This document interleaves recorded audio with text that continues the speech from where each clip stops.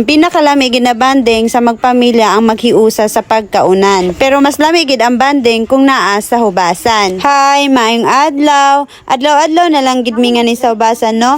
Pero ang pinakamaayo pod, adlaw-adlaw pod mi libre sa sudan. Pero bago ko nakaabot din sa hubasan, nakaagios ako din ni ila mamang na nagpili og isda kaya ni ipambaligya. Mapod ning isad ka source of income dinhi sa amo ang Isla Borias, ang pagpanagat. Pag-abot na ko din sa hubasan, nakita pod na ako si GR. Nagsabot ba aminani gahapon nga magbagat mi dinhi, magdakog luto kay manguha siya og balat. Ako pod ang manguha og suwaki. Pero kay naaman tay maagihang kinason at tapod ng pamuniton. Mao ni siyang kinasunan nakita nako sa Facebook na poisonous or makalason ko no. Ang tawag na ni dinhi sa mua layagan. Ingon man gid sa mga gurang dinhi sa mua, ang mga kinason daw bawal na siya kumuon. Kay naa na sila'y parte na lara. Labi na gid ang layagan. Unya nakakita pug kog suwaki. Mao ni siya ang gipaturno ni GR sa kuha ang manguha daw kuno kog suwaki. Og dili gid ka listo manguha, di nimo sila mapansin kay maglukdo man sila og bato. Ang paya-paya og suwaki, almost parehas lang na sila unod. Kaya ako, kung unsa akong makita, paya-paya o suwaki, ako agin ng pandaraon. Habang hubas pa, amo agin ni samantalahon. Kung isad ka semana ang hubas, isad ka semana pud mi magbalik-balik dire. Di pa mi ana, libre mi adlaw-adlaw sa sudan. Kugi lang gid ang puhunan aning pagpanginhas. Pero ayaw ka, better refreshing and relaxing gid kaayo manginhas kay makalanghap gid ka og sariwa na hangin. Kung naalang gid mo diri, makita ninyo dadamog tawo. Mura gid pistahan ang hubasan.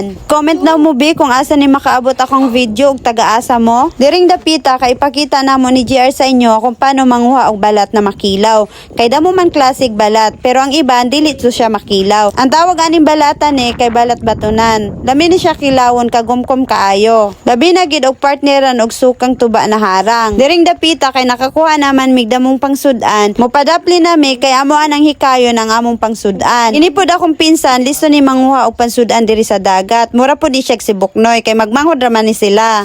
Kitaon ninyo kay samot sari among kuha na may suwaki, paya-paya, pukpukon, isda og balat na pwede kilawon. Ang iban ani madala pa ni namo dito sa among balay kay pwede na namo sa bawan or paksiwon. Unya nagsugod na pug ko anig hahaaning paya-paya og mga suwaki. Dagko baya og unod. Diligid luging amo ang pagpanguha aning mga suwaking paya-paya. Malalagid na ako dati kitong gamay pa ko kay ugwaay may sudan kay si mama nagtrabaho man kami lang sa balay maningkamot gid mi na makakaon mi og mabusog mi kaya munganhin na lang mi sa hubasan kay malibre mi sa sudan. Ana gid mi mangilaw, manguhag tuyom, suwaki kay tung una pwede pa man manguhag tuyom karon lang man gibawa. Unya kanya-kanya gid mi aneg turno aron dali mi makakaon. Kung ako ang naghaha sa mga paya-paya og suwaki, si JR pod ang nagbuka aning mga pukpukon. Tapos si Michael pod ang naglimpyo sa mga balat. Unya ako pod ning giandam ang sawsawan na suka. Ako apong gipambutang og sili. Kinsa man dira ang parehas na ako na mohigop og suka. Sobra gid ko pagkahilig sa suka. Nya habang naami diri nagandam sa pagkaon, napoy nagduol sa kuha kay gusto siya mo pa shout out.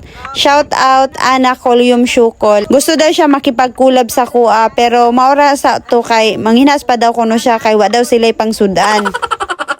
Ing dapita kay gipanggurot na ni GR ang sea cucumber.